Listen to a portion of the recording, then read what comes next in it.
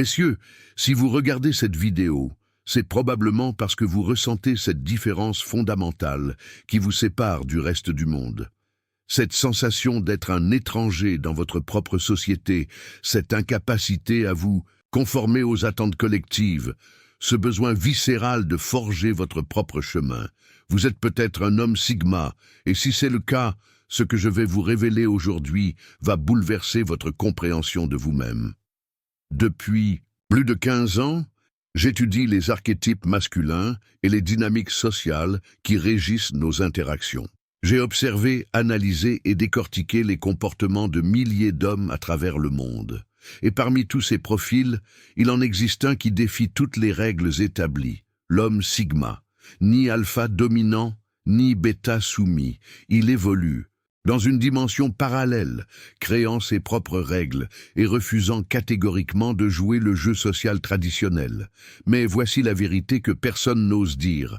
Être un homme sigma n'est pas un cadeau. C'est un fardeau magnifique et terrible à la fois.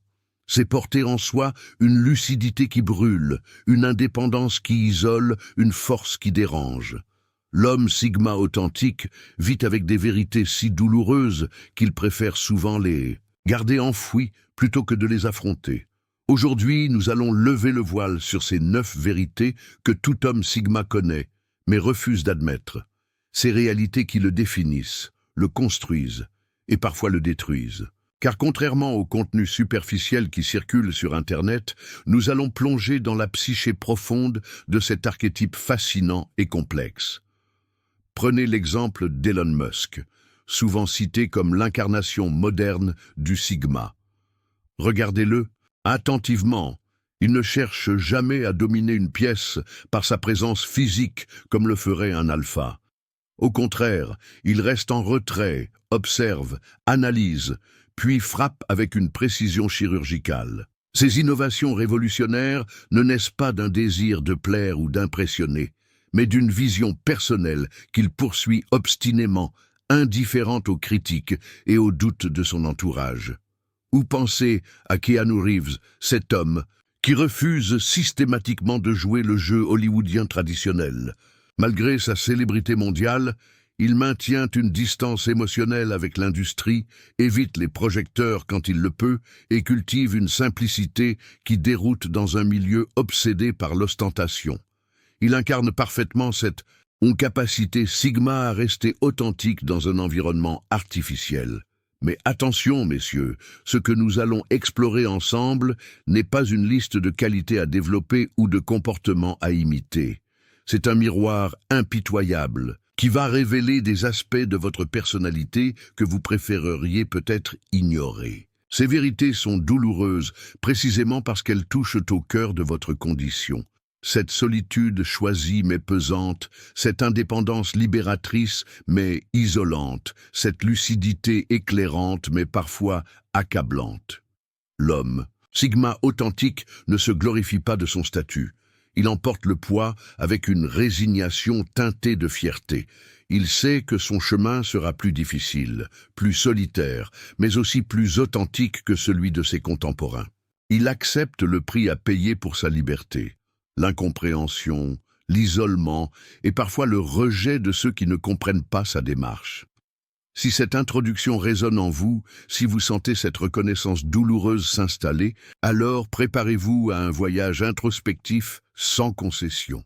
Nous allons déconstruire ensemble les mythes et les illusions pour accéder à la vérité brute de ce que signifie vraiment être un homme sigma dans notre société moderne. Et si ce contenu vous parle déjà, n'hésitez pas à vous abonner à Homme Sigma officiel. Pourquoi ? Parce que dans un monde qui cherche constamment à vous normaliser, à vous faire rentrer dans des cases prédéfinies, il est crucial d'avoir accès à du contenu qui respecte votre singularité et vous aide à naviguer dans cette complexité avec lucidité et authenticité. La solitude stratégique. Messieurs, nous entrons maintenant dans le vif du sujet avec la première vérité douloureuse que tout homme sigma connaît mais refuse d'admettre. Sa solitude n'est pas un accident, c'est une stratégie. Et cette réalisation est probablement l'une des plus difficiles à accepter. Contrairement à ce que beaucoup croient, l'homme Sigma ne se retrouve pas seul par manque de compétences sociales ou par timidité. Non, messieurs, sa solitude est le résultat d'un choix conscient et calculé. Il a compris, souvent très tôt dans sa vie, que la plupart des interactions sociales sont des jeux de pouvoir déguisés, des théâtres où chacun joue un rôle pour obtenir quelque chose des autres. Prenons l'exemple concret d'un dîner entre collègues. Là où l'alpha cherchera à dominer la conversation, à impressionner par ses accomplissements, et où le bêta tentera de plaire en étant agréable avec tout le monde, l'homme sigma observe. Il analyse les dynamiques, identifie les non-dits, perçoit les véritables motivations derrière chaque sourire et chaque compliment. Et cette lucidité le dégoûte profondément.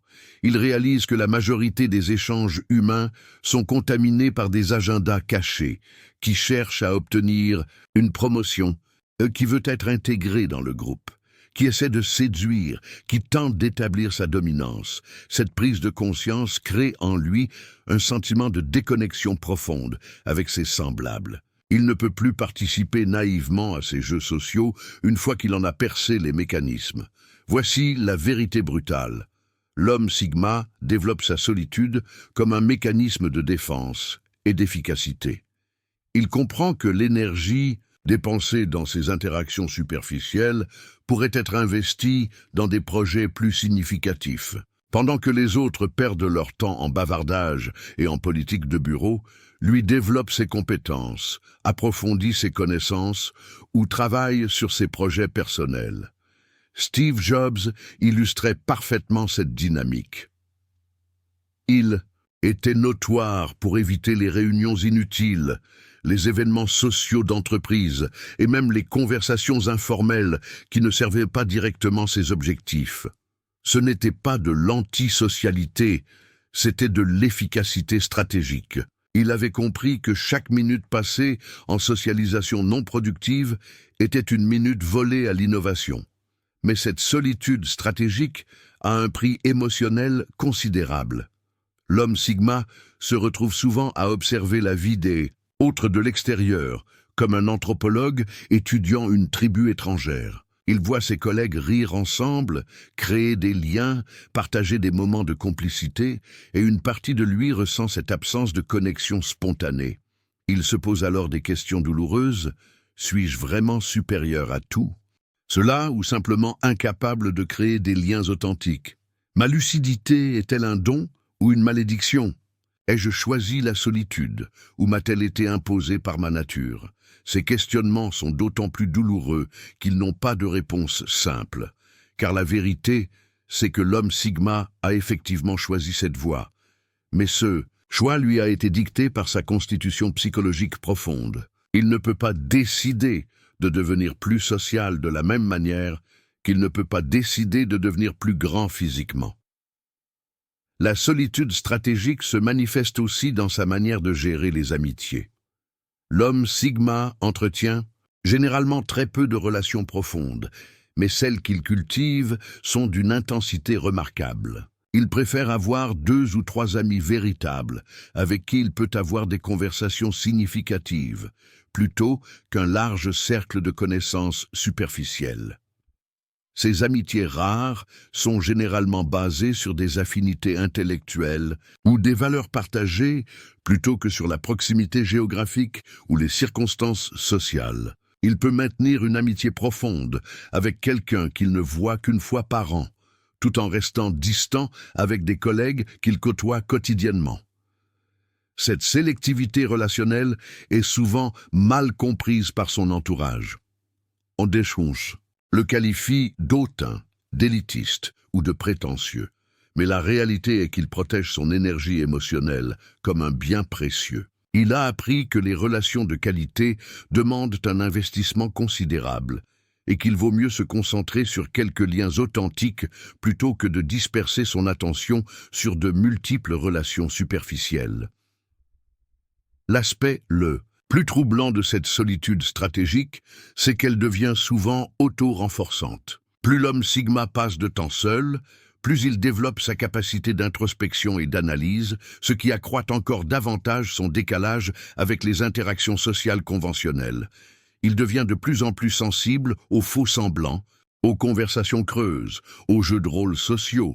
Cette hypersensibilité aux dynamiques relationnelles peut le conduire à des moments de profonde mélancolie. Il réalise parfois qu'il s'est construit une prison dorée, libre de la superficialité des autres, mais prisonnier de sa propre lucidité. Il envie parfois la capacité des autres à prendre plaisir dans des interactions qu'il trouve vides de sens. Pourtant, malgré cette douleur, l'homme Sigma ne peut pas revenir en arrière. Une fois qu'il a goûté à l'authenticité de la solitude choisie, les compromis sociaux lui paraissent insupportables. Il préfère la sincérité de sa propre compagnie aux mensonges polis de la société. Cette première vérité douloureuse révèle donc un paradoxe fondamental de la condition Sigma. Sa plus grande force, la capacité à voir au-delà des apparences sociales, est aussi sa plus grande faiblesse, car elle l'isole inexorablement de la communion humaine spontanée. C'est un prix qu'il paie consciemment, jour après jour, pour préserver son authenticité et son intégrité personnelle. L'indépendance émotionnelle absolue. La deuxième vérité douloureuse frappe au cœur de l'intimité. L'homme Sigma a développé une indépendance émotionnelle si poussée qu'elle devient pathologique. Cette autonomie émotionnelle ne s'est pas construite naturellement. Elle résulte d'expériences répétées où compter sur les autres équivalait à la déception. Alors, progressivement, il a érigé des murailles psychologiques qui le protègent de la douleur mais l'empêchent d'accéder à la vraie intimité. Prenez l'exemple d'une rupture amoureuse. Là où d'autres cherchent du réconfort, se noient dans l'alcool ou rebondissent rapidement, l'homme Sigma digère sa douleur en solitaire. Il analyse méthodiquement, tire ses leçons et repart plus fort. Cette résilience est admirable, mais cache une réalité plus sombre. Il a tellement peur de la vulnérabilité que même dans ses relations intimes, il maintient une distance de sécurité. Il peut aimer profondément sans révéler l'étendue de ses sentiments, souffrir intensément tout en paraissant maître de lui. Cette indépendance devient problématique en amour. Sa partenaire peut avoir l'impression de vivre avec un fantôme, émotionnel, présent physiquement, attentionné dans les actes, mais émotionnellement inaccessible. Il n'est pas froid par méchanceté, mais par protection. Le paradoxe cruel, plus il se protège émotionnellement, plus il attire des personnes cherchant à percer cette carapace.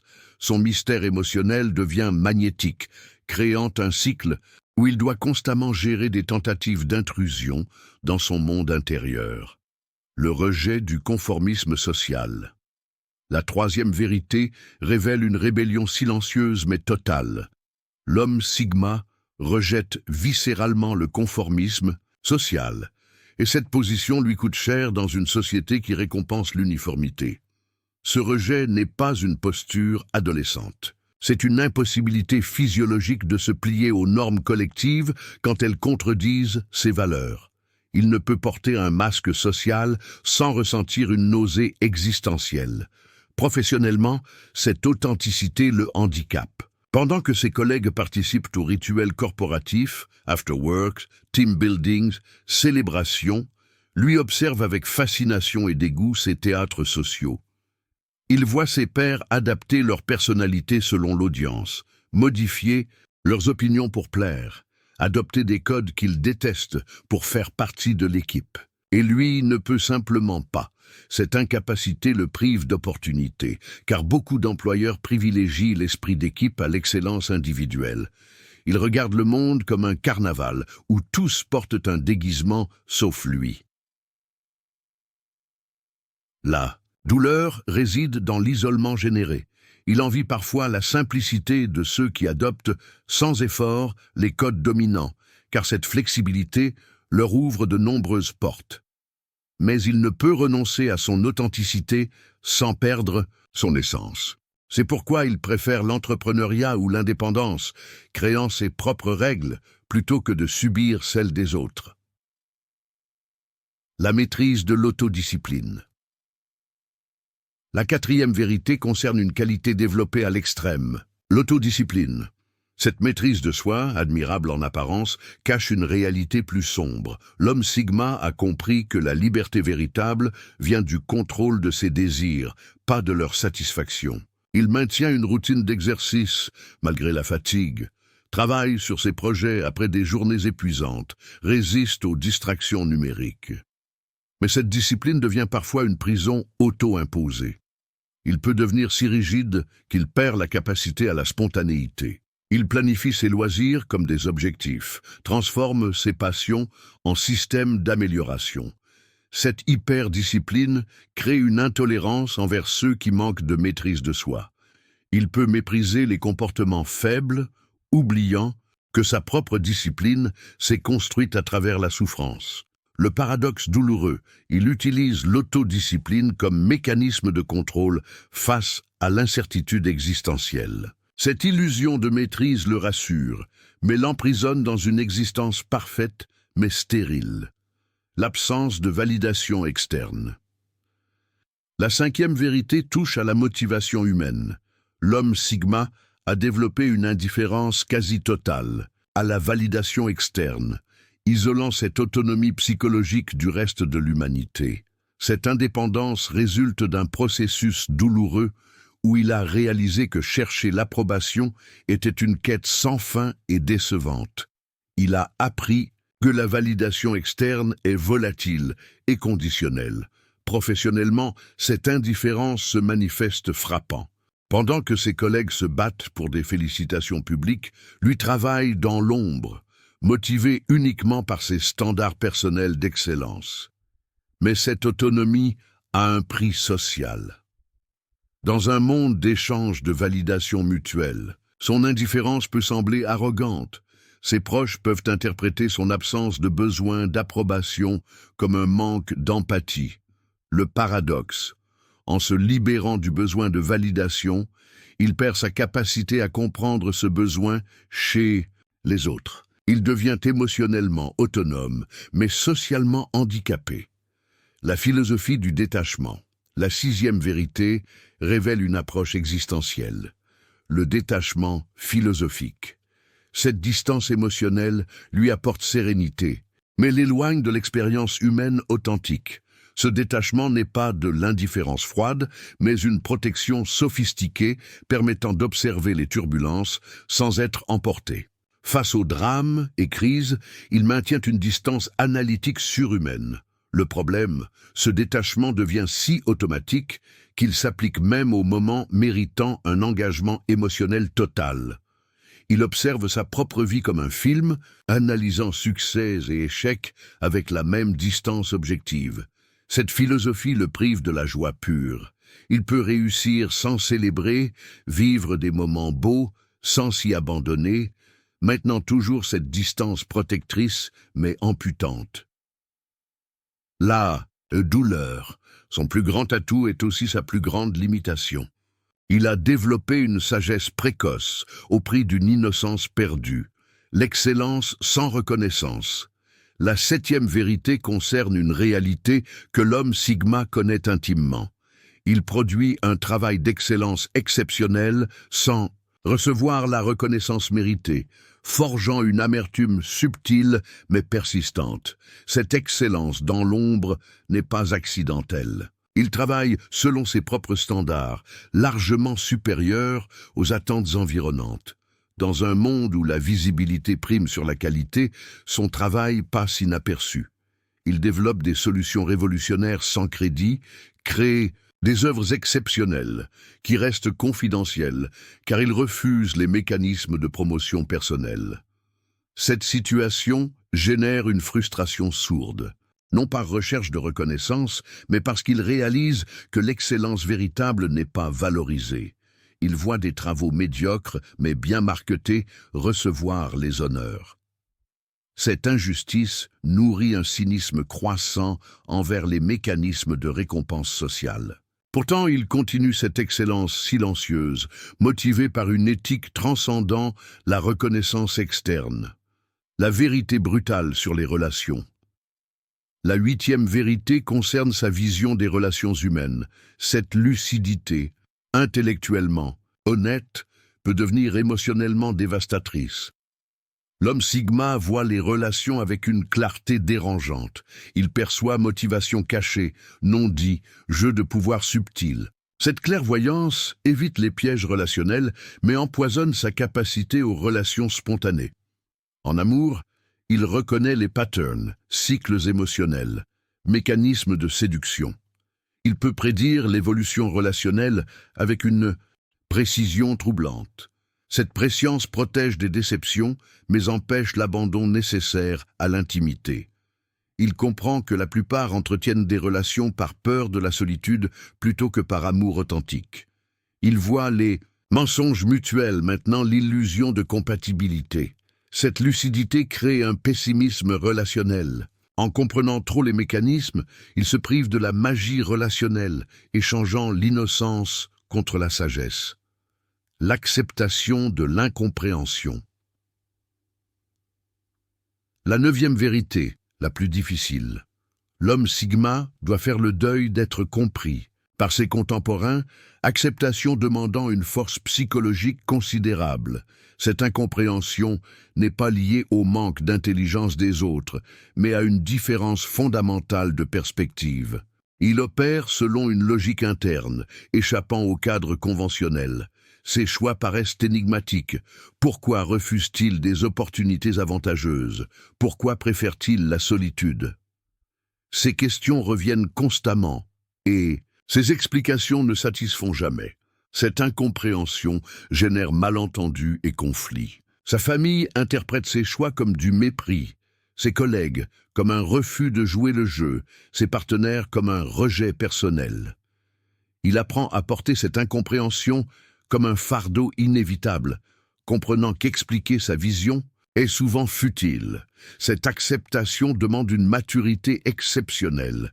Il doit renoncer au besoin d'être compris par son groupe, trouvant en lui-même la validation qu'il ne recevra jamais pleinement. Cette dernière vérité révèle l'essence Sigma. Être condamné à une noblesse solitaire, où l'authenticité prime sur l'acceptation sociale, et où la compréhension de soi devient plus importante que celle des autres.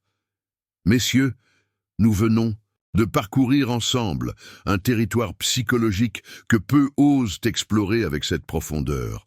Ces 9 vérités douloureuses ne sont pas des sentences définitives, mais plutôt des clés de compréhension pour celui qui a le courage de se regarder en face. L'homme Sigma authentique ne fuit pas ces réalités. Il les embrasse avec la même détermination qu'il met dans tous les aspects de sa vie. Il comprend que sa différence n'est ni une malédiction ni une bénédiction, mais simplement sa nature profonde qu'il doit apprendre à honorer et à maîtriser. Rappelez-vous, être un homme Sigma, ce n'est pas chercher à l'être, c'est reconnaître ce que l'on est déjà avec ses forces et ses faiblesses, ses lumières et ses ombres. C'est accepter de marcher sur un chemin moins fréquenté, non par orgueil ou par rébellion, mais par nécessité intérieure. Si ces révélations ont trouvé un écho en vous, si elles ont éclairé des aspects de votre personnalité que vous soupçonniez sans pouvoir les nommer, alors vous comprenez l'importance d'avoir accès à du contenu qui respecte votre intelligence et votre complexité. C'est exactement pour cette raison que j'ai créé cette chaîne. Dans un univers digital saturé de conseils superficiels et de formules magiques, Homme Sigma officiel offre une approche différente, celle de la profondeur, de l'authenticité et du respect de votre singularité. Abonnez-vous, non pas pour rejoindre une communauté, car nous savons que vous n'en cherchez pas vraiment, mais pour vous assurer un accès privilégié à des analyses qui vous aideront à mieux comprendre et naviguer dans cette condition particulière qui est la vôtre. Chaque vidéo est conçue pour celui qui refuse la facilité et recherche la vérité, même quand elle dérange. La route de l'homme Sigma est solitaire par nature, mais elle n'a pas à être ignorante. Restons connectés, non par dépendance, mais par choix lucide.